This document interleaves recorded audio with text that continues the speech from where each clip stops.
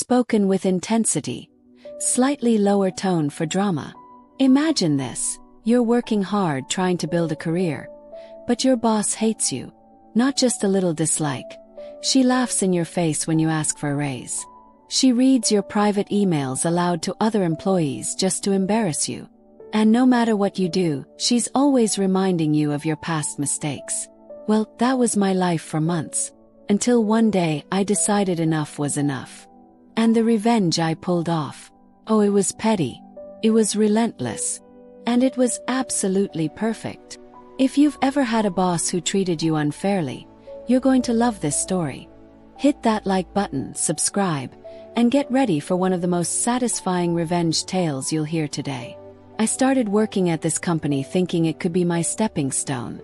The pay wasn't great, the hours weren't stable, but I had hope. I wanted to prove myself, to climb the ladder, to finally become full-time and have some stability. But there was one giant obstacle in my way. My supervisor. Let's call her Karen because honestly, no other name fits. Karen hated me. And I don't mean dislike in that passive-aggressive way. I mean she made it her mission to make me feel worthless. From day one, it felt like I was walking on eggshells around her. If I worked hard, she'd pick apart the smallest detail. If I stayed late, she'd say I was too slow. If I asked for feedback, she'd scoff and remind me of mistakes I had made 6 months ago. Mistakes I had long since corrected. The worst part. She didn't even hide it. She'd talk about me behind my back to my coworkers, people she managed. I'd walk into the break room and hear silence fall like a curtain, people shifting uncomfortably. And I just knew. She had been trashing me again. And then there were the emails. These were supposed to be private. Confidential. I'd write to her and to upper management about disputes, scheduling, concerns. The kind of things you don't want broadcasted to the whole office. But Karen, she would literally read my emails out loud to other employees. Sometimes mocking the wording, sometimes rolling her eyes as she read. That's not just unprofessional, that's humiliating. Do you know what it feels like to have someone laugh in your face when you ask for a raise? It's like a punch to the stomach. I remember one day I sat down in her office. My palms were sweaty, but I'd practiced my little speech all night. I was ready.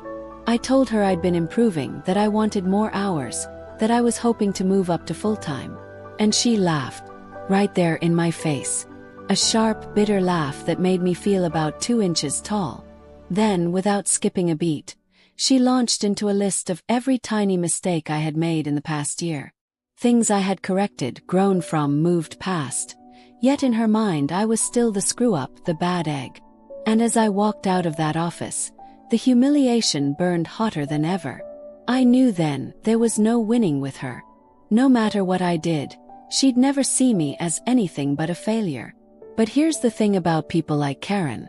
When you make enemies out of everyone, it eventually catches up to you.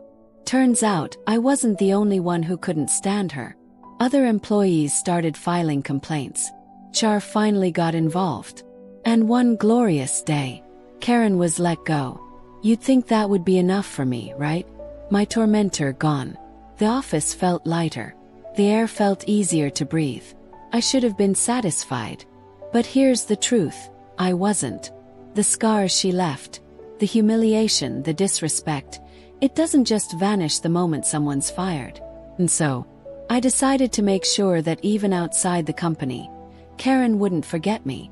Started small. I had her phone number after all. I'd had to text her plenty of times for work updates. And one day, on a whim, I signed her up for a newsletter. Just one. Silly one. Nothing too dramatic. But then, oh, the idea grew. Jehovah's Witnesses. Signed her up. Charity mailing lists. Absolutely. Random religious organizations. Every single one. Political spam. Oh, you better believe it. Everywhere I saw a sign up with your phone number option, I typed in hers. And the satisfaction I felt. Immeasurable. I pictured her phone buzzing constantly. Ping after ping, email after email. Mail filling her physical mailbox too. She wanted to make my life miserable with constant ridicule. Fame. I'd make hers miserable with constant spam. At one point, I even started sending random things directly to her number. Once, after a Walmart run, I got the option to text my receipt to myself. Instead, I sent it to her. Was it illegal? Maybe. Was it petty? Definitely. But was it satisfying? Oh, absolutely. There's something delicious about slow burn revenge. You don't see the exact moment it hits them, but you know. You just know. I could imagine her confusion, the frustration as her phone buzzed nonstop. Maybe at first she thought it was a glitch. But then it wouldn't stop. Charity calls, random texts, religious flyers showing up at her door. A never-ending stream of spam. All because she decided to make my life a living hell. And the best part, she'll never know it was me. She'll never connect the dots. I'll just live my life moving forward, while she drowns in endless junk. Sometimes, justice isn't about the big, dramatic courtroom win or the Hollywood showdown.